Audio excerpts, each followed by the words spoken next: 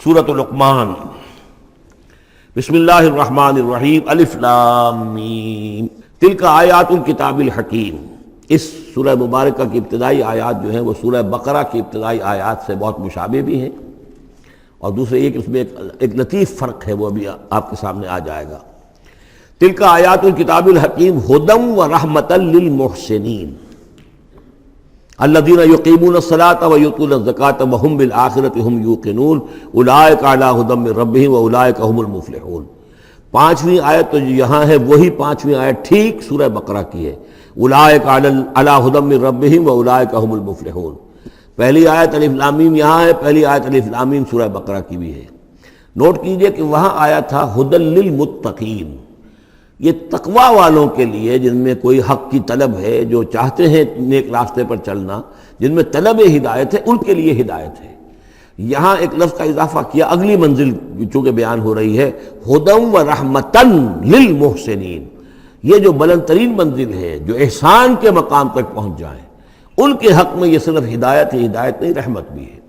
تو یہاں تقابل اگر کریں گے، الف لام میم ذالک الکتاب لا ریب فیہ ھدی للمتقین، یہاں فرمایا تلک آیات الکتاب الحکیم، یہ ایک بڑی حکمت بڑی کتاب کی آیات ہے، اور یہ ہدایت ہے اور رحمت ہے محسنین کے حق میں۔ اور یہ محسنین جو ہے قرآن کی اصطلاح کے طور پر، جیسا کہ میں بیان کر چکا ہوں سورہ مائدہ میں، کہ یہ پہلا درجہ ہے اسلام، اس سے اوپر ایمان، اس سے اوپر احسان۔ اذا اتقوا وآمنوا وعملوا الصالحات ثم اتقوا وآمنوا ثم اتقوا واحسنوا واللہ یحب المحسنین، ان کے حق میں یہ قرآن رحمت ہے۔ الذین، اب ان کے یہ اوصاف ہیں جو نماز قائم رکھتے ہیں، ویؤتون الزکاۃ، وہاں ہے ومما رزقناہم ینفقون، یہاں باقاعدہ لفظ زکوٰۃ آ گیا، وہ زکوٰۃ دیتے رہتے ہیں، یا یہ کہ اپنے تزکیے کے لیے ایک مسلسل کوشاں رہتے ہیں۔ وہم بالآخرۃ ہم یوقنون، اور آخرت پر ان کا پورا یقین ہے۔ اصل شے جو ہے، جو انسان کے عمل اور کردار پر اثر انداز ہوتی ہے، وہ ایمان بالآخرہ ہے۔ اولئک علی ھدی من ربہم، یہ لوگ ہیں ہدایت پر اپنے رب کی جانب سے، واولئک هم المفلحون، اور یہی ہے فلاح پانے والے۔ وَمِنَ النَّاسِ مَن يَشْتَرِي لَهْوَ الْحَدِيثِ لِيُضِلَّ عَن سَبِيلِ اللَّهِ بِغَيْرِ عِلْمٍ، لوگوں میں سے کچھ ایسے بھی ہیں کہ جو کھیل کی باتیں خریدتے ہیں، کھیل کود، اور تاکہ لوگوں کی توجہ ادھر ہو جائے۔ اور یہ باقاعدہ کیا ہے نضر بن حارث، جو رؤسائے قریش میں سے تھا، اور اس شخص کا معاملہ یہ تھا کہ یہ حضور کے شدید ترین مخالفین میں سے تھا۔ اس نے یہ کیا کہ یہ لوگ جو ہیں، چونکہ عربوں کے اندر ذوق تو تھا، ان کے ہاں اچھے شاعروں کی بڑی قدر تھی، خطبہ ادب جو ہے، فصاحت و بلاغت جو ہے، اس سے ان کو دلچسپی تھی، قرآن مجید کی فصاحت اور بلاغت انہیں اپنی طرف کھینچتی تھی۔ وہ چاہتے تھے کہ یہ لوگ سنیں ہی نہ، تو وہ کہیں سے شام گیا اور وہاں سے کوئی گانا گانے والی ایک لونڈی لے آیا جو بہت اچھا گانا گاتی تھی، اور اس کی محفلیں اس نے منعقد کرانی شروع کر دی، تاکہ لوگ آئیں یہاں پر اور یہ اس میں مگن رہیں، اور رات کا وقت وہاں لگائیں تو دن میں سوئیں۔ بہرحال کسی طریقے سے ان کی توجہات جو ہے اس کو محمد کی طرف سے ہٹا کر صلی اللہ علیہ وسلم تو ان چیزوں میں لگا دیا جائے۔ اور یہ اچھی طرح سمجھ لیجئے کہ اس وقت دنیا میں یہ کھیلوں کا معاملہ، سپورٹس کا، گیمز کا معاملہ، اور پورے ذرائع ابلاغ کے اوپر معلوم ہوتا ہے چھائی ہوئی شے یہی ہے۔ ٹی وی کے اوپر تو معلوم ہوتا ہے کہ دنیا کی اہم ترین شے جو ہے وہ یہ گیمز ہیں، ان کے ٹورنامنٹس ہیں، وہ وہاں ہو رہا ہے، یہاں ہو رہا ہے، وہاں ہو رہا ہے، یہاں ہو رہا ہے، یہ ٹینس کا ہے، یہ فلاں کا ہے، یہ تیراکی کا ہے، اور یہ گیم، اس لیے کہ اسی کو دیکھتے رہو۔ جو بھی وقت کوئی فارغ ہے، ظاہر بات ہے کہ کہیں ایسا نہ ہو کہ کہیں بیٹھے بیٹھے کہیں اچانک خیال ہی آ جائے کہ بھئی سوچے انسان میں ہوں کون، کہاں سے آیا ہوں، کہاں جا رہا ہوں، زندگی کا مال کیا ہے، مقصد کیا ہے، اپنی حالات کے بارے میں ہی سوچے، دنیا کدھر جا رہی ہے، قوم کدھر جا رہی ہے، ملک کدھر جا رہا ہے، نہیں، ان کو مست رکھو۔ وہ اقبال نے تو کہا تھا کہ ابلیس نے یہ کہا اپنے کارندوں سے کہ مست رکھو ذکر و فکر صبح گاہی میں اسے، اور پختہ تر کر دو مزاج خانقاہی میں اسے۔ اس سے اگلی بات ہے کہ جو آج دنیا کے ابلیسوں نے جو ایجاد کی ہے کہ یہ کھیل کود، اسی طریقے سے یہ ایکٹرز، یہ ڈرامے، اور پھر ان کے ایکٹرز اور ایکٹریسز کی زندگیاں، اور ان کے جو بھی سکینڈلز ہوں، جس طریقے سے کہ ان کو دنیا میں پھیلایا جا رہا ہے تاکہ وہ نوجوان نسل بھی بس ان دلچسپی میں پڑی رہے۔ تو یہ ہے اصل میں وہ فلسفہ۔ وَمِنَ النَّاسِ مَن يَشْتَرِي لَهْوَ الْحَدِيثِ، کھیل کود کی چیزیں خریدتے ہیں وہ لوگ، لِيُضِلَّ عَن سَبِيلِ اللَّهِ، تاکہ اللہ کے راستے سے گمراہ کریں، بغیر علم، بغیر علم کے۔ وَيَتَّخِذَهَا هُزُوًا، اور اللہ تعالیٰ کا جو معاملہ ہے اس کو یہ وہ ہنسی ٹھٹا بنا دیں۔ اولئک لہم عذاب مہین، یہ وہ لوگ ہیں کہ جن کے لیے اہانت آمیز عذاب ہے۔ وَإِذَا تُتْلَىٰ عَلَيْهِ آيَاتُنَا وَلَّىٰ مُسْتَكْبِرًا، اور جب اسے سنائی جاتی ہیں ہماری آیات تو وہ ولّا اپنی پیٹھ موڑ کر چل دیتا ہے، مستکبرا استکبار کرتے ہوئے، کأن لم یسمعها، جیسے کہ اس نے سنی ہی نہیں، کان فی اذنیہ وقرا، گویا کہ اس کے کانوں میں کوئی ثقل ہے، بوجھ ہے، اس نے سنا ہی نہیں کیا محمد نے سنایا ہے۔ فبشرہ بعذاب علیم، یہ سارا جو ہے یہ اس نضر بن حارث کے لیے یہ آیات نازل ہوئی ہیں۔ تو اے نبی اس شخص کو دردناک عذاب کا آپ کی بشارت دے دیجیے۔ ان الذین آمنوا وعملوا الصالحات لہم جنات النعیم، یقیناً وہ لوگ جو ایمان لائے اور جنہوں نے نیک عمل کیے ان کے لیے نعمتوں بھرے باغات ہیں، خالدین فیہا، جس میں وہ ہمیشہ ہمیش رہیں گے۔ وعد اللہ حقا، یہ اللہ کا وعدہ ہے جو سچا ہے، پختہ ہے، اٹل ہے، حتمی ہے، یقینی ہے۔ وہو العزیز الحکیم، اور وہ زبردست ہے، حکمت والا۔ خلق السماوات بغیر عمد ترونہا، اس نے آسمان بنا دیے بغیر ستونوں کے جو تمہیں نظر آتے ہوں۔ وَأَلْقَىٰ فِي الْأَرْضِ رَوَاسِيَ أَن تَمِيدَ بِكُمْ، اور اس نے زمین میں ایسے لنگر ڈال دیے ہیں کہ تمہیں لے کر ایک طرف کو لڑک نہ جائے، جھک نہ جائے۔ وَبَثَّ فِيهَا مِن كُلِّ دَابَّةٍ، اور اس میں ہر طرح کے جانور جو ہے پھیلا دیے ہیں۔ وَأَنزَلْنَا مِنَ السَّمَاءِ مَاءً، اور اس نے اتارا ہے آسمان سے پانی۔ فَأَنبَتْنَا فِيهَا مِن كُلِّ زَوْجٍ كَرِيمٍ، اور اس میں ہر طرح کے جو ہے جوڑے نباتات کے اس نے پیدا کر دیے ہیں، ہر طرح کے۔ آپ کو معلوم ہے کہ ان کی بھی فیملیز ہوتی ہیں، یہ سٹرس فیملی ہے اور یہ فلاں فیملی ہے، اس طریقے سے اللہ تعالیٰ نے ان کے بھی خاندان بنائے ہوئے۔ ھذا خلق اللہ فارونی ماذا خلق الذین من دونہ، یہ تو ہے اللہ کی تخلیق، تم بھی مانتے ہو کہ اللہ نے بنایا، پھر ذرا مجھے دکھاؤ کیا چیز بنائی ہے انہوں نے جو اس کے سوا معبود تم نے بنا لیے ہیں۔ بل الظالمون فی ضلال مبین، ظاہر ہے کہ ایسے ان کے عقیدے میں بھی یہ بات نہیں تھی۔ یہ دوسری بات ہے کہ وہ متوجہ نہیں ہوتے تھے، جو کچھ کر رہے ہیں اس کا کبھی تجزیہ نہیں کرتے تھے، لیکن یہ ہے کہ یہ ظالم جو ہے یہ کھلی گمراہی میں پڑے ہوئے ہیں۔ اب جو دوسرا رکوع آ رہا ہے سورہ مبارکہ کا، یہ ہمارے اس منتخب نصاب کا ایک اہم درس ہے، اور یہ منتخب نصاب کا پہلا حصہ ہے جو جامع اسباق، سورۃ العصر، پھر آیت البر، تیسرا سبق یہ ہے، اس لیے کہ اس میں بھی وہ انسان کی نجات کے لیے جو چیزیں لازم ہیں وہ سب کی سب ان کا ایک اسکیلیٹن سمجھیے، اس کا جو ہے ایک خاکہ جو ہے، بلو پرنٹ اس کے اندر بھی آ گیا ہے۔ اور یہ اصل میں ایک ایسے شخص کی مثال ہے جو نہ خود نبی تھے نہ کسی نبی کے پیروکار تھے، لیکن وہی جو بات میں نے بارہا آپ سے عرض کی ہے کہ سلیم الطبع انسان، سلیم الفطرت انسان، اور سلیم العقل انسان، فطرت کج نہ ہوئی ہو، پرورٹڈ نہ ہو، اور انسان کی عقل جو ہے اس کے اوپر پردے نہ پڑ گئے ہوں، تو انسان کچھ حقائق تک خود پہنچ جائے گا چاہے کسی نبی کی دعوت اس تک نہ پہنچی ہو۔ وہ مقام کیا ہے کہ وہ پہچان لے گا کہ اس کائنات کا ایک خالق ہے، وہ اکیلا ہے، وہی اس کا مدبر ہے، وہی چلا رہا ہے، وہ تمام صفات کمال سے بتمام کمال متصف ہے۔ پھر یہ کہ اس نے جو ہمیں پیدا کیا ہے تو زندگی صرف یہ زندگی نہیں ہے بلکہ کوئی اور زندگی بھی ہوگی، اس کے پاس لوٹنا بھی ہوگا، ہم اس کی طرف جائیں گے اور پھر ہمیں اپنے اعمال کا محاسبہ وہاں پر فیس کرنا ہوگا اور جزا و سزا ہوگی۔ یہاں تک انسان پہنچ سکتا ہے، یعنی ایمان ابھی نہ کہیے، ایمان تو تصدیق کو کہتے ہیں، ایمان کا لفظ تو ہوتا ہے جبکہ نبی کی دعوت کی تصدیق کی جائے تو لفظ ایمان ہے، لیکن یوں سمجھیے کہ معرفت یا حکمت، معرفت اور حکمت کے یہ دو سٹیشنز ایسے ہیں کہ جس تک انسان پہنچ جاتا ہے بغیر وحی کی رہنمائی کے، اگر اس کی فطرت سلیم ہے، اس کی عقل سلیم ہے۔ اس کے بعد وہ سوال کرتا ہے، یہی میں نے سورہ فاتحہ میں آپ کو بتایا تھا کہ سورہ فاتحہ دعا ہے، لیکن کس شخص کی دعا ہے؟ عام آدمی کی دعا نہیں ہے، وہ ہمیں تلقین تو کی گئی ہے، نماز میں ہم وہی پڑھتے ہیں، لیکن اس میں پیش نظر کیا ہے کہ ایک شخص جو اپنی سلامتی طبع، سلامتی فطرت، سلامتی عقل سے یہاں تک تو پہنچ گیا کہ الحمدللہ رب العالمین الرحمن الرحیم مالک یوم الدین ایاک نعبد، یہاں تک تو وہ پہنچ گیا ہے۔ اے رب پھر تیری ہی بندگی کرنی چاہیے، تیری ہی مرضی پر چلنا چاہیے، لیکن تیری مرضی کس شے میں ہے یہ ہمیں معلوم نہیں، تو کس چیز سے راضی ہوتا ہے، کس سے ناراض ہوتا ہے یہ ہمیں معلوم نہیں، تیری بندگی کیسے کریں یہ ہمیں معلوم نہیں۔ تو اس سے آگے پھر ہے وہ جو اہدنا الصراط المستقیم، ایاک نعبد و ایاک نستعین اہدنا الصراط المستقیم۔ تو ایسی ایک شخصیت تھی حضرت لقمان کی، جہاں تک روایات ہیں ان سے معلوم ہوتا ہے کہ یہ حبشی النسل تھے۔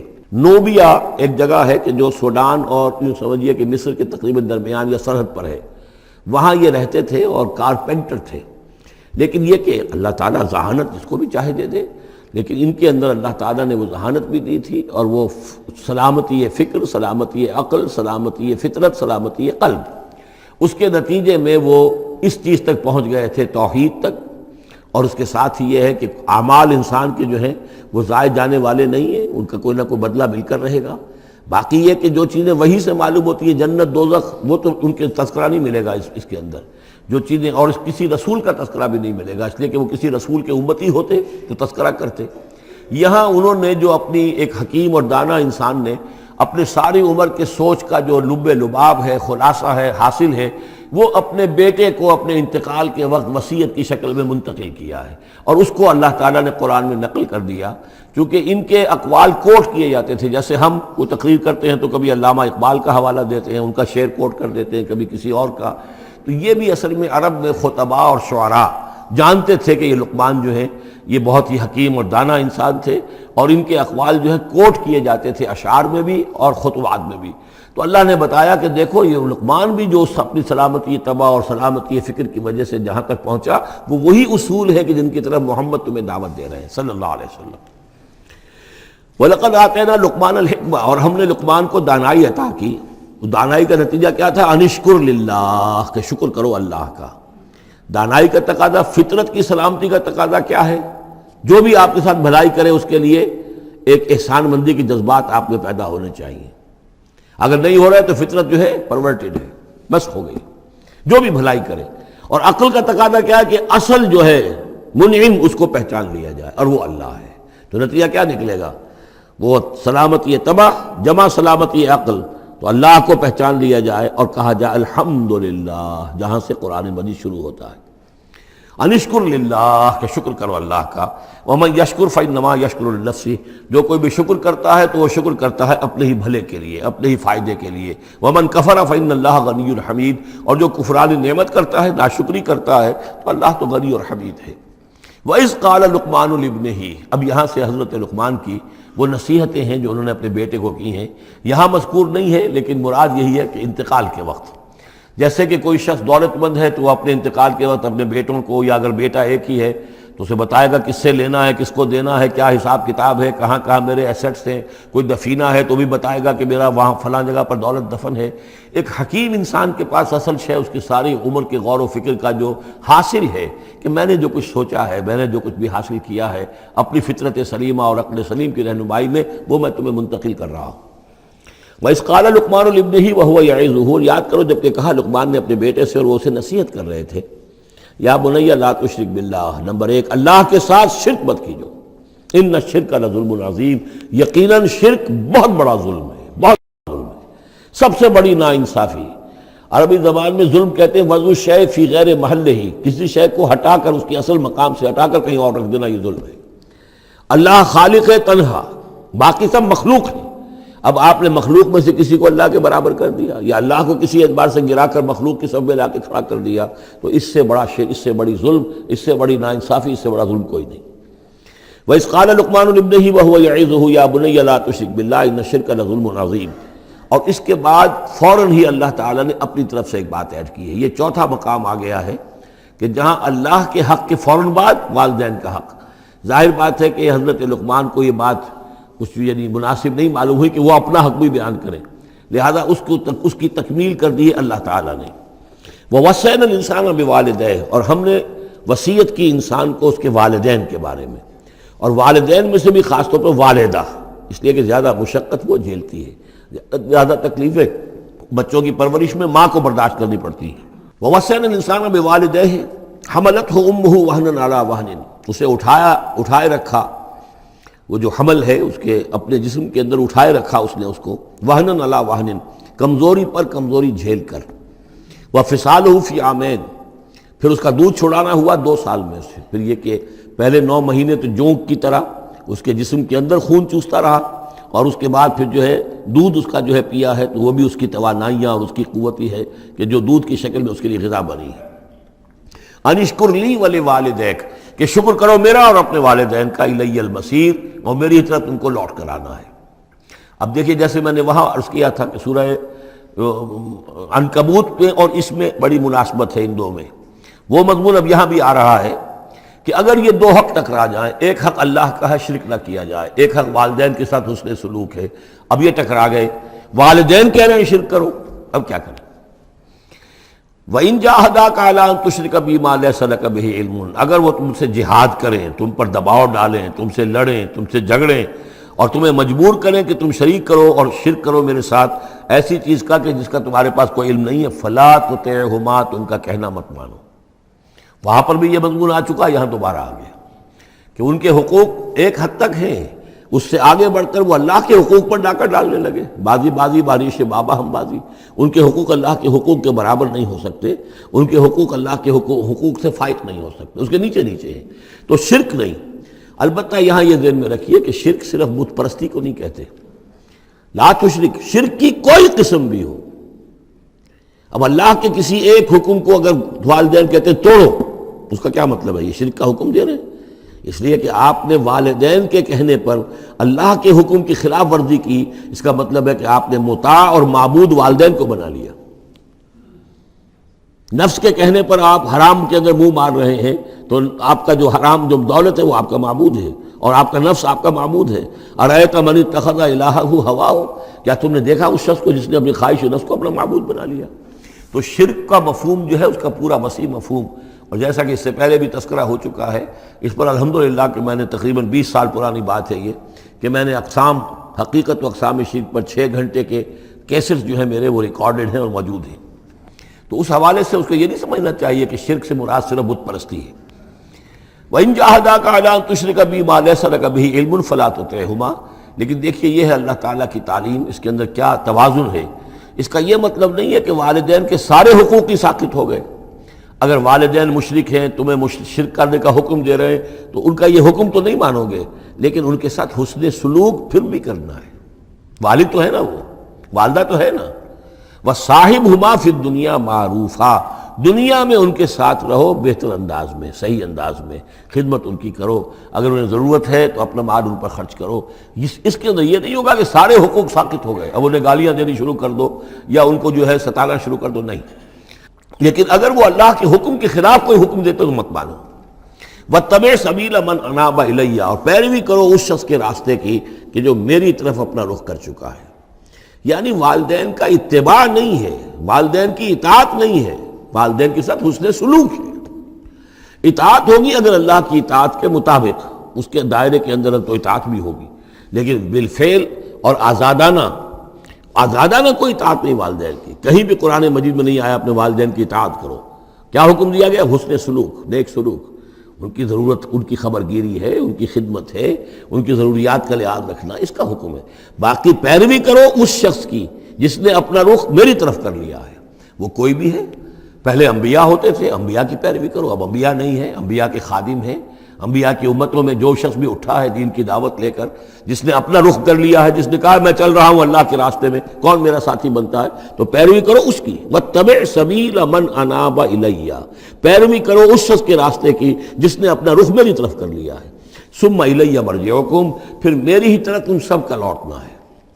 والدین بھی یہیں آ جائیں گے میرے پاس، تم بھی آ جاؤ گے۔ فَأُنَبِّئُكُم بِمَا كُنتُمْ تَعْمَلُونَ، پھر میں تمہیں جتلا دوں گا جو کچھ کہ تم کرتے رہے تھے۔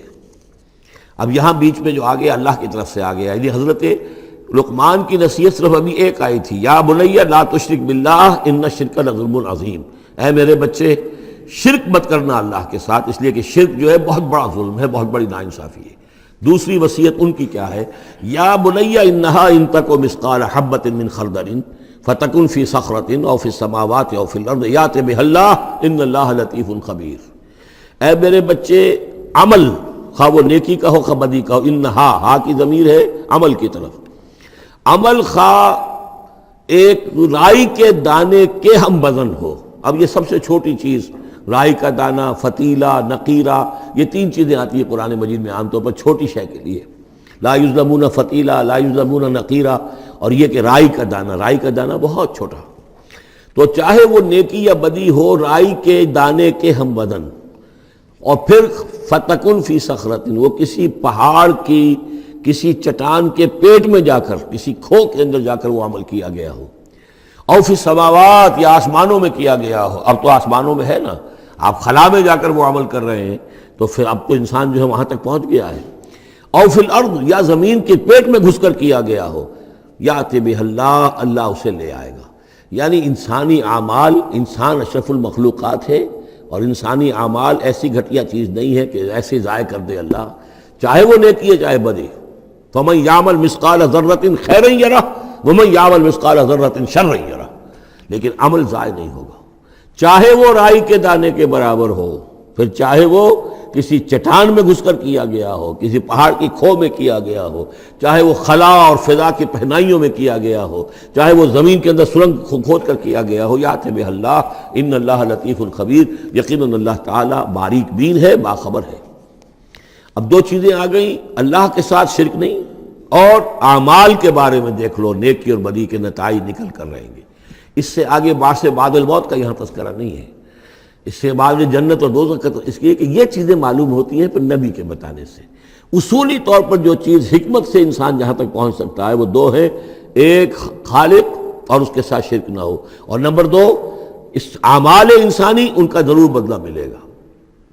اب اس کے بعد تیسری بات، یا بنی اقم الصلاۃ، نماز قائم رکھ، یعنی جس اللہ کو تم نے پہچان لیا ہے، اب محض ایک مرتبہ پہچان لینا کافی نہیں ہوگا، اسے یاد رکھنا ضروری ہے، ورنہ شیطان تمہیں ورغلائے گا، تمہیں ادھر ادھر سے جو ہے تمہارا نفس تمہیں غلط راستے پر ڈال دے گا، جب تک کہ یہ ایمان باللہ مستحضر نہ رہے ذہن کے اندر۔ اور ایمان باللہ کو مستحضر رکھنے کے لیے ذکر ہے جو ہم پڑھ چکے ہیں، اتل ما اوحی الیک من الکتاب واقم الصلاۃ ان الصلاۃ تنہی عن الفحشاء والمنکر۔ لہذا اب نماز کون سی تھی وہ ہم نہیں جانتے، لیکن کوئی ذریعہ ایسا ہونا چاہیے کہ تم اللہ کو یاد کیا کرو۔ یا بنی اقم الصلاۃ، اور نمبر 4 وَأَمُرْ بِالْمَعْرُوفِ وَانْهَ عَنِ الْمُنْکَرِ، اور نیکی کا حکم دو اور بدی سے روکو۔ یہ بھی تمہاری ذمہ داریوں میں سے ہے، یہ بھی انسان کی، یوں سمجھیے کہ اس کی انسانیت، اس کی شرافت، اس کی مروت کا تقاضا ہے کہ وہ اپنے جو ابنائے نو ہیں، جو بھی انسان ہیں، ان کی بھلائی کے لیے کوشاں ہوں، اور سب سے بڑی بھلائی ان کی اور سب سے بڑی خدمت یہی ہے کہ انہیں برائیوں سے روکا جائے اور بھلائیوں کی دعوت دی جائے۔ وَاصْبِرْ عَلَىٰ مَا أَصَابَكَ، اور یہ بھی جان لو کہ اگر یہ امر بالمعروف نہی عن المنکر کرو گے تو تکلیفیں آئیں گی، مصیبت آئیں گی۔ پسند تو کسی کو نہیں ہے کہ آپ اس پر تنقید کریں۔ اگر آپ کسی بچے کو بھی سڑک پر کھیل رہا ہو، گلی میں کھیل رہا ہو، اگر آپ اس سے کہہ دیں کہ بیٹے یہ کوئی کرکٹ کھیلنے کی جگہ نہیں ہے، کسی کی گاڑی کا شیشہ توڑو گے تم، تو آپ دیکھ لیجئے پھر کیا آپ کا وہ اس کو کیا جواب دے گا آپ کو۔ اسی لیے آپ بولتے ہی نہیں ہیں کہ اب لے کر وہاں سے نکل جائیں، تو کسی کو بھی نصیحت پسند نہیں ہے، حق کڑوا ہے۔ لہذا آپ اگر حق کہنا ہے اور نصیحت کرنی ہے تو پھر تیار رہو کہ وہ ممکن ہے تمہیں پلٹ کر گالی دے دے، وہ کہے کہ تم پہلے ذرا اپنے دامن کو دیکھو تمہارے کتنے دھبے ہیں۔ اب جو بھی ہو برداشت کرو، اور اگر کوئی بڑی بات ہے، اگر فرعون کے سامنے جا کر حق کہو گے تو وہ تو کہے گا کہ میں تمہیں جیل میں ڈالوں گا۔ تو اس طریقے سے یہ وَاصْبِرْ عَلَىٰ مَا أَصَابَكَ، پھر جو شے بھی تم پر آئے اس پر صبر کرو، إِنَّ ذَلِكَ مِنْ عَزْمِ الْأُمُورِ، یقیناً یہ چیزیں ہیں جو بڑی ہمت کے کاموں میں سے۔ گویا کہ وہ چاروں چیزیں اس میں آ گئیں، وَالْعَصْرِ إِنَّ الْإِنسَانَ لَفِي خُسْرٍ إِلَّا الَّذِينَ آمَنُوا وَعَمِلُوا الصَّالِحَاتِ وَتَوَاصَوْا بِالْحَقِّ وَتَوَاصَوْا بِالصَّبْرِ۔ یہاں اصطلاحات ذرا علیحدہ ہو گئی، تواصی کے بجائے امر بالمعروف نہی عن المنکر آ گیا، صبر جو کا تو ہے، باقی ایمان اور وہ تمام چیزیں، اعمال صالحہ میں سے نماز آ گئی، والدین کے ساتھ حسن سلوک آ گیا۔ آخری دو آیتیں ہیں وَلَا تُصَعِّرْ خَدَّكَ لِلنَّاسِ، اور دیکھو اپنے گالوں کو پھلا کر مت رکھو لوگوں کے سامنے، یعنی تکبر اور غرور، اس انداز میں رہنا۔ وَلَا تَمْشِ فِي الْأَرْضِ مَرَحًا، اور تم زمین میں اکڑ کر نہ چلو۔ ان اللہ لا يحب كل مختال فخور، یقیناً اللہ تعالیٰ کو جو اکڑنے والے ہیں، اور یہ مختال بنا خیل سے، خیل کہتے ہیں گھوڑے کو، گھوڑے کی چال میں ایک تمکنت ہوتی ہے، تو جب انسان بھی بڑی تمکنت کے ساتھ چلتا ہے تو وہ گویا کہ اختیال بن گیا۔ لا يحب كل مختال فخور، شیخی خورے، فخر کرنے والے، اکڑنے والے اللہ کو پسند نہیں ہے۔ یہ مضمون سورہ بنی اسرائیل میں بھی آ چکا ہے۔ وَلَا تَمْشِ فِي الْأَرْضِ مَرَحًا إِنَّكَ لَن تَخْرِقَ الْأَرْضَ وَلَن تَبْلُغَ الْجِبَالَ طُولًا، تم کتنا ہی پاؤں مار کر چلو ہماری زمین کو پھاڑ نہیں سکتے، اور کتنی گردن اکڑا لو، اونچے ہو جاؤ، سینہ تان لو اور اوپر ترا بھی چڑھا لو، لیکن یہ کہ تم پہاڑوں کی اونچائی تک نہیں پہنچ سکتے۔ آخری بات فرمائی وَاقْصِدْ فِي مَشْيِكَ، اپنی چال میں میانہ روی اختیار کرو۔ یہ میانہ روی ہر اعتبار سے، چال میں بھی، خرچ میں بھی، وَالَّذِينَ إِذَا أَنفَقُوا لَمْ يُسْرِفُوا وَلَمْ يَقْتُرُوا وَكَانَ بَيْنَ ذَلِكَ قَوَامًا، یہ ایک میچور شخصیت کا کہ اس کے اندر ہر اعتبار سے معلوم و توازن ہو، انتہا پسندی کسی بھی اعتبار سے نہ ہو۔ وَاقْصِدْ فِي مَشْيِكَ، وغضض من صوتک، اور اپنی آواز کو پست رکھو۔ اس کا مطلب کیا ہے کہ کہیں کوئی آرگومنٹ ہے، کہ جھگڑا ہو گیا ہے تو آواز کو بلند کرنے کی کوشش نہ کرو، بات اپنی کرو۔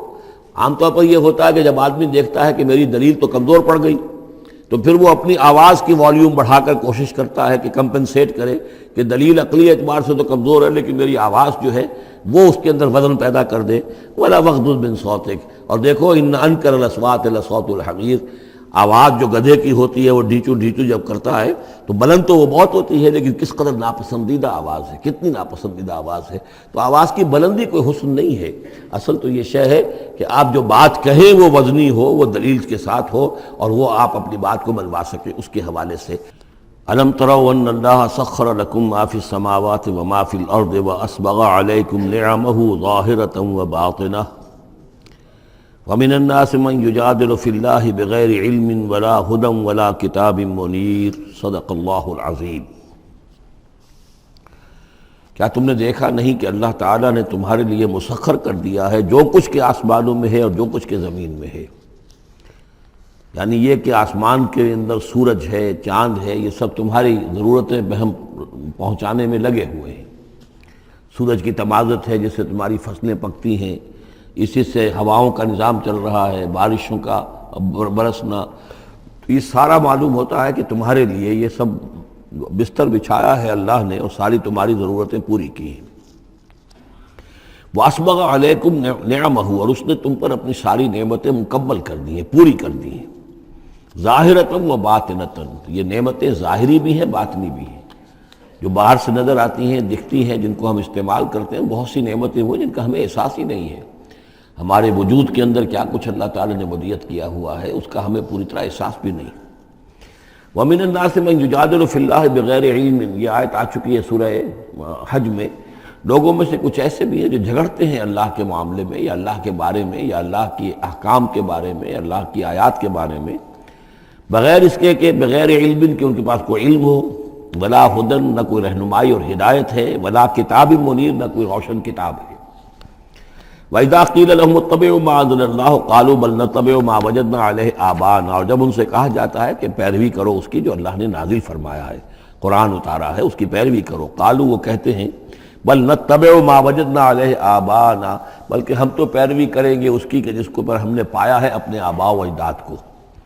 اور آج کل خاص طور پر یہ لوک ورثہ اور ہماری پرانی روایات، قومی روایات، اور ہماری جو ہیں ہر علاقے کا ایک کلچر ہے، اس کلچر کو زندہ کیا جائے، کروڑ ہر روپیہ ان چیزوں میں صرف کیا جاتا ہے۔ اولو کان الشیطان یدعوہم الی عذاب السعیر، خواہ شیطان ان کو پکار رہا اور بلا رہا ہو، یہ جو باتیں بنا رہے ہیں در حقیقت یہ شیطان کی دعوت اور اس کی تبلیغ ہے در حقیقت، جس کو انہوں نے قبول کیا ہے۔ یدعوہم الی عذاب السعیر، اور وہ انہیں بلا رہا ہے اس جہنم کے عذاب کی طرف۔ وَمَن يُسْلِمْ وَجْهَهُ إِلَى اللَّهِ وَهُوَ مُحْسِنٌ، اور جس شخص نے اپنا چہرہ اللہ کے سامنے جھکا دیا، تابع فرمان کر دیا اپنے چہرے کو الی اللہ، اللہ کی جانب، وَهُوَ مُحْسِنٌ، اور وہ احسان کی روش اختیار کرے، فَقَدِ اسْتَمْسَكَ بِالْعُرْوَةِ الْوُثْقَىٰ، تو اس نے تو مضبوط تھام لیا ہے، مضبوط کنڈے کو، اس کا ہاتھ پڑ گیا ہے۔ یہ سورہ بقرہ میں بھی یہ الفاظ آئے تھے آیت الکرسی کے فوراً بعد۔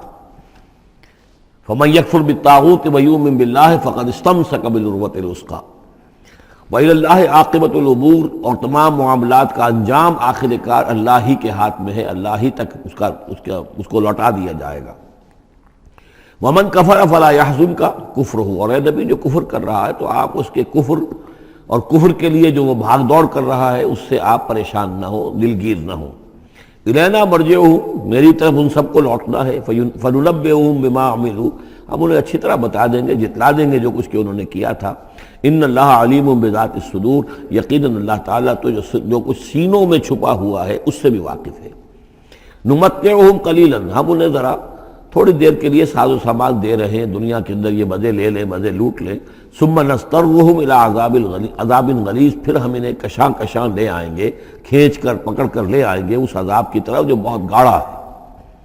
وَلَئِن سَأَلْتَهُم مَّن خَلَقَ السَّمَاوَاتِ وَالْأَرْضَ لَيَقُولُنَّ اللَّهُ، اور جب اگر آپ ان سے پوچھیں کس نے پیدا کیا آسمان اور زمین تو وہ کہیں گے اللہ نے۔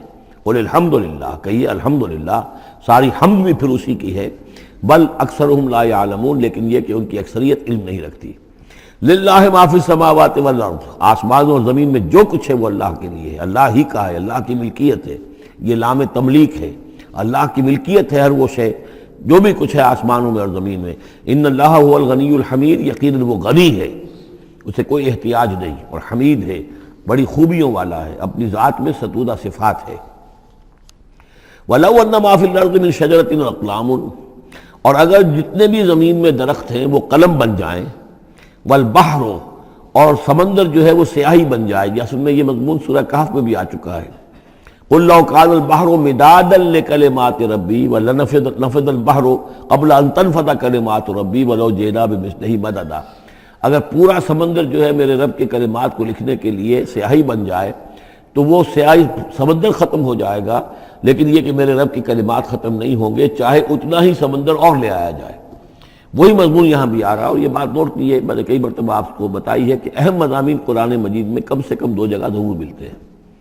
وَلَوْ، اب وہاں پر صرف سیاہی کا تذکرہ تھا، یہاں سیاہی کے ساتھ قلم۔ وَلَوْ أَنَّ مَا فِي الْأَرْضِ مِنْ شَجَرَةٍ أَقْلَامٌ، اگر جتنے بھی درخت زمین میں ہیں وہ سب کے سب قلم بن جائیں، والبحر، اور سیاہی جو ہے یہاں پہ اب محظوظ سمجھیے مدادن، اور بحر جو ہے سمندر جو ہے وہ سیاہی کی شکل اختیار کر لے، یمدہ من بعدہ سبعۃ ابحر، اور اس سیاہی کو پھر مزید پھیلائے اور بڑھائے 7 سمندر اور اس کے اندر جو ہے ڈال دیے جائیں، ما نفدت کلمات اللہ، اللہ تعالیٰ کی کلمات ختم نہیں ہوں گے۔ اور یہ میں عرض کر چکا ہوں، اس سے مراد کیا ہے کہ ہر شے جو اس کائنات میں ہے اللہ تعالیٰ کے کلمہ کن کا ظہور ہے، تو گویا کہ یہ تمام مخلوقات جو ہے کلمات اللہ ہے۔ اس اعتبار سے ظاہر بات ہے کہ احصاء کرنا ممکن ہی نہیں، اور آج کچھ نہ کچھ ہمیں اندازہ ہے کہ یہ کائنات کتنی وسیع و عریض ہے۔ ابھی تک بڑی سے بڑی ٹیلیسکوپس ایجاد کرنے کے باوجود trillions and trillions and trillions of light years تک تو ہم نے دیکھ لیا ہے، لیکن کائنات کا سرا ابھی ہمیں نظر نہیں آیا کہ شروع کہاں ہوتی ہے ختم کہاں ہوتی ہے۔ تو اس سے اندازہ کریں اللہ تعالیٰ کی خلاقی کا اور اس کی مخلوقات کتنی ہیں۔ تو وہ جتنے بھی کلمات کن ہیں، اگر ان کو لکھنے کے لیے تمام جو ہے زمین کے درخت وہ قلم بن جائیں، اور تمام سمندر جو ہیں وہ سیاہی بن جائیں، اور 7 سمندر اور بھی اس میں ایڈ کر دیے جائیں، تب بھی یہ کہ اللہ کے کلمات ختم نہیں ہوں گے۔ ان اللہ عزیز الحکیم، یقیناً اللہ تعالیٰ زبردست ہے، حکمت والا۔ اب ادھر تو اس میں تو اللہ تعالیٰ کی تخلیق کی وسعت اور عظمت کا تذکرہ ہو گیا، اب اس کا جو اس کے انتظام کا معاملہ، اس کی تدبیر جو ہے اس میں کس قدر یسر ہے، کتنی آسانی ہے، کتنی سہولت ہے اس کے لیے۔ یعنی اس کائنات کو جیسے کہ سورہ بقرہ میں آیت الکرسی میں بھی آیا تھا، وَلَا يَئُودُهُ حِفْظُهُمَا، یہ آسمانوں اور زمین کی حفاظت اس پر کوئی بھاری نہیں ہے، مشکل نہیں ہے، اس کو جو ہے اس کے تھامنے میں، اس کے چلانے میں کوئی اس کے لیے یہ کام بوجھل نہیں ہے، وزنی نہیں ہے۔ وَلَا يَئُودُهُ حِفْظُهُمَا وَهُوَ الْعَلِيُّ الْعَظِيمُ، تو اسی کو یہاں فرمایا مَا خَلْقُكُمْ وَلَا بَعْثُكُمْ إِلَّا كَنَفْسٍ وَاحِدَةٍ، تم سب کو پیدا کرنا اور تم سب کو دوبارہ پیدا کر لینا اللہ تعالیٰ کے لیے ایسے ہی جیسے ایک نفس کا پیدا کر دینا، اللہ کے لیے یہ اتنا یسیر ہے۔ ان اللہ سمیع بصیر، یقیناً اللہ تعالیٰ سمیع ہے اور بصیر ہے۔ تو گویا کہ ایک ہے اللہ کی تخلیق کی وسعت و عظمت، وہ تو کلمات الہی، اور ایک ہے اللہ تعالیٰ پر یہ کتنا ہلکا ہے، اہون علیہ، یہ اس کے لیے بہت آسان ہے، یسر اور سہولت اللہ تعالیٰ اس کے انتظام کو اور اس کو جو لے کر چل رہا ہے اس پر بھاری نہیں۔ الم تری ان اللہ یولج اللیل فی النہار، کیا تم دیکھتے نہیں کہ اللہ تعالیٰ رات کو پرو لاتا ہے دن میں، ویولج النہار فی اللیل، اور دن کو پرو لاتا ہے رات میں۔ اب یہ ایک تو اس کا مفہوم یہ ہو سکتا ہے کہ جیسے ایک ڈوری ہے، اور اس ڈوری کے اندر اگر آپ نے دانے ڈالے ہوئے تسبیح میں، ایک سیاہ ہے ایک سفید، ایک سیاہ ایک سفید، سیاہ کے بعد سفید، سفید کے بعد سیاہ، یہ تو آتا چلا جائے گا۔ ایک یہ ہے کہ کبھی دن بڑھتا ہے اور رات گھٹتی ہے، گویا کہ دن جو ہے رات میں داخل ہو رہا ہے، کبھی رات بڑھنے لگتی ہے دن گھٹنے لگتا ہے، گویا کہ دن جو ہے وہ رات کو انکروچ کر رہا ہے، رات کے حصے کو گویا کہ اس نے قبضے میں کر لے لیا ہے۔ تو اس طریقے سے اللہ تعالیٰ پرو دیتا ہے رات کو دن میں، دن کو رات میں۔ وَسَخَّرَ الشَّمْسَ وَالْقَمَرَ، اور اس نے مسخر کر دیا ہے سورج کو اور چاند کو، كُلٌّ يَجْرِي إِلَىٰ أَجَلٍ مُّسَمًّى، یہ سب کے سب چل رہے ہیں ایک وقت معین تک کے لیے۔ وَأَنَّ اللَّهَ بِمَا تَعْمَلُونَ خَبِيرٌ، اور یقیناً اللہ تعالیٰ جو کچھ کہ تم کر رہے اس سے باخبر ہے۔ ذَلِكَ بِأَنَّ اللَّهَ هُوَ الْحَقُّ، یہ اس لیے کہ اللہ حق ہے۔ وَأَنَّ مَا يَدْعُونَ مِن دُونِهِ الْبَاطِلُ، اور یہ کہ جس کو یہ پکار رہے ہیں اللہ کے سوا وہ سب باطل ہیں، ان کی کوئی حقیقت ہی نہیں۔ باطل اس کو کہتے ہیں جو نظر تو آئے ہو نہ، کوئی حقیقت اس کی نہ ہو، جیسے سراب، پانی نظر آتا ہے لیکن پانی ہے نہیں۔ وَأَنَّ اللَّهَ هُوَ الْعَلِيُّ الْكَبِيرُ، اور یقیناً اللہ تعالیٰ ہی ہے سب سے بلند و بالا اور سب سے بڑا اور عظمت والا۔ أَلَمْ تَرَ أَنَّ الْفُلْكَ تَجْرِي فِي الْبَحْرِ بِنِعْمَتِ اللَّهِ لِيُرِيَكُم مِّنْ آيَاتِهِ، کیا تم دیکھتے نہیں کہ کشتیاں چلتی ہیں سمندر میں یا دریا میں اللہ کی نعمتوں کو لے کر؟ ظاہر بات ہے ٹرانسپورٹ جو ہوتی تھی پہلے بہت بڑی، وہ سمندروں میں کشتیوں سے، دریاؤں میں بھی۔ لِيُرِيَكُم مِّنْ آيَاتِهِ، تاکہ وہ تمہیں دکھائے اپنی آیات میں سے۔ ان فی ذلک لآیات لکل صبار شکور، یقیناً اس میں آیات ہیں، لیکن کس کے لیے؟ ان سب لوگوں کے لیے جو صبر کرنے والے ہیں، شکر کرنے والے ہیں۔ صبار یہ بھی مبالغے کا صیغہ ہے، فعال کے وزن پر، بہت صبر کرنے والا۔ شکور فعول کے وزن پر ہے، بہت زیادہ شکر کرنے والا۔ وَإِذَا غَشِيَهُم مَّوْجٌ كَالظُّلَلِ، اور جب یہ کبھی سمندر میں ہوتے ہیں اور ان کے اوپر ایک موج چڑھتی ہے اور ڈھانپ لیتی ہے انہیں جیسے کہ بادل ہوں، ایسی موج آ رہی ہے کہ گویا کہ وہ تمہارے اوپر سے گزر جائے گی۔ دعوا اللہ مخلصین لہ الدین، تو وہ پکارنے لگتے ہیں اللہ کو اسی کے لیے اپنی اطاعت کو خالص کرتے ہوئے۔ فلما نجاہم من البر، اور جب اللہ انہیں نجات دے کر لے آتا ہے خشکی پر، فمنہم مقتصد، تو ان میں سے کچھ وہ لوگ ہیں کہ جو بیچ کی چال پر چلتے ہیں، یعنی یہ کہ اکثر و بیشتر جو ہیں وہ پھر شرک کی راہ اختیار کر لیتے ہیں۔ وما یجحد بآیاتنا الا کل ختار کفور، اور ہماری آیات کا انکار نہیں کرتے مگر وہی جو قول کے جھوٹے ہیں اور ناشکرے ہیں۔ یا ایھا الناس اتقوا ربکم واخشوا یوما، اے لوگو اپنے رب کا تقوی اختیار کرو اور ڈرو اس دن سے، لا یجزی والد عن ولدہ، جس دن کوئی والد اپنے بیٹے سے کسی شے کو دور نہیں کر سکے گا، بچا نہیں سکے گا کسی بھی چیز سے، ولا مولود هو جاز عن والدہ شیئا، اور نہ ہی بیٹا جو ہے وہ اپنے باپ سے کوئی شے دور کر سکے گا، کوئی کسی کے کام نہیں آئے گا، نہ باپ بیٹے کے نہ بیٹا باپ کے، تو باقی سارے رشتے جو ہیں وہ تو اس کے بعد ثانوی ہیں۔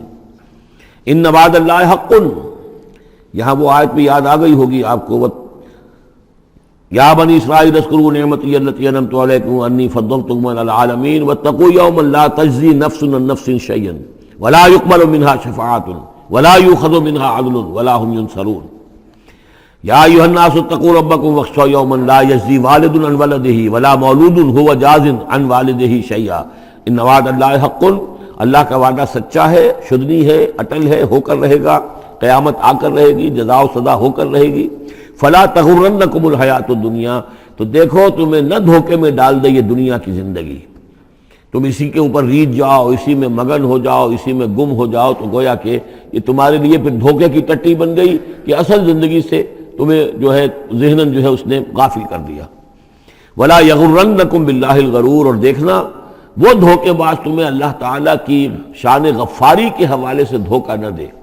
یہ شیطان آ کر یہ بھی کہتا ہے کہ اللہ تو بڑا غفار ہے، تم نے کیا کیا، کچھ چھوٹے سے گناہ تھوڑے سے کیے، اللہ کی مغفرت تو بہت وسیع ہے، خامخواہ کاہے کو گھبراتے ہو، کاہے کو توبہ کرتے ہو۔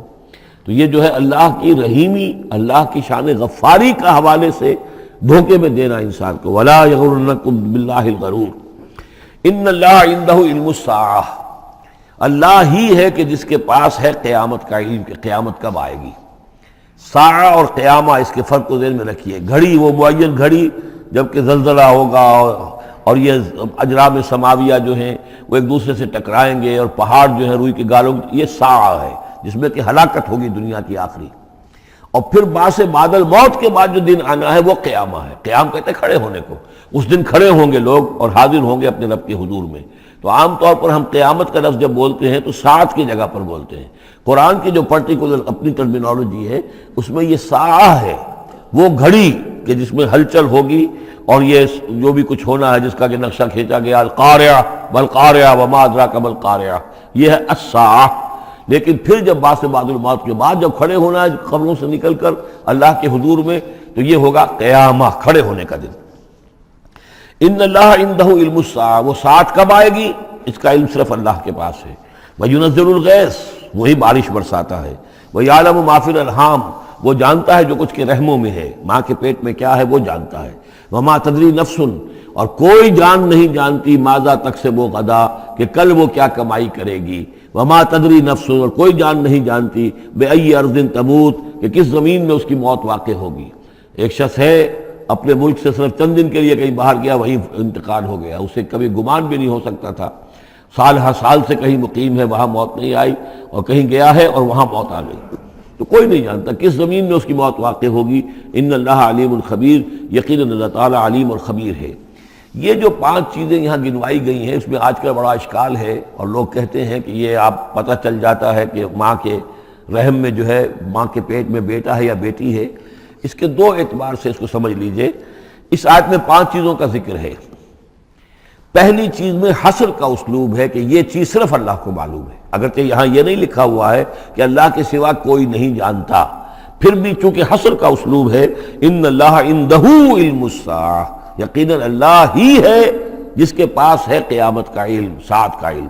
اس میں بھی گویا کہ نفی ہو گئی کہ کوئی اور نہیں جانتا. 2 آخری چیزوں میں بھی نفی ہے، وما تدری نفس ماذا تکسب غدا، کوئی نہیں جانتا کہ کل وہ کیا کمائے گا. اس میں بھی کیٹیگوریکل نفی ہے اس کی. وما تدری نفس بأی ارض تموت، یہ بھی پھر کیٹیگوریکل نفی ہے کہ نہیں کوئی جانتا، کوئی جان نہیں جانتی کہ کہاں اس کی موت واقع ہوگی. لیکن 2 چیزیں جو ہیں ان میں کیٹیگوریکل ڈینائل نہیں ہے. وَيُنَزِّلُ الْغَيْثَ، اللہ بارش برساتا ہے. یہ کہاں لکھا؟ نہ یہاں اس حصر کا اسلوب ہے، نہ یہ لکھا ہے کہ یہ کام جو ہے صرف اللہ کرتا ہے. اسی طرح یعلم ما فی الارحام، اللہ جانتا ہے جو کچھ کے رحموں میں ہے. اب یہ نہیں لکھا کہ کوئی اور نہیں جانتا. اس اعتبار سے قرآن مجید کے الفاظ جو ہیں ان کے اوپر تو اعتراض وارد ہو ہی نہیں سکتا. البتہ اعتراض اگر کچھ وارد ہوتا تو ایک حدیث پر ہوتا ہے. حدیث میں یہ آیا ہے کہ حضرت جبرائیل نے جب پوچھا تھا کہ مجھے قیامت کے بارے میں بتائیے، تو اس میں سے ایک روایت میں یہ الفاظ آئے ہیں کہ فی 5 لا یعلمہن الا اللہ. یہ قیامت کا علم جو ہے یہ تو ان 5 چیزوں میں سے ہے جنہیں اللہ کے سوا کوئی نہیں جانتا، اور وہاں حضور نے یہ ساری چیزیں گنوائی ہیں. اس کا جو ہے جواب وہ یہ ہے کہ رحم میں کیا ہے اس کا صرف ایک پہلو ہمیں معلوم ہوا ہے کہ وہ بیٹا یا بیٹی ہے. باقی جو کچھ ہے اس کے نہ معلوم کتنے پہلو ہیں، کتنا ذہین ہے، کس قدر فطین ہے، اس کے اندر کیا اوصاف ہیں، اس میں کیا صلاحیتیں ہیں، شقی ہے یا سعید ہے، نیکوکار ہوگا بدکار ہوگا، کیا پتہ ہے، یا ہوگا یا ہوگی. تو اس سے یہ کہ اس کی جو حدیث کا بھی معاملہ ہے اس کی بھی جو ہے اس کی توضیح موجود ہے، اس پہ کسی گھبرانے کی ضرورت نہیں ہے. ان اللہ علیم الخبیر، یقیناً اللہ تعالی علیم اور خبیر ہے.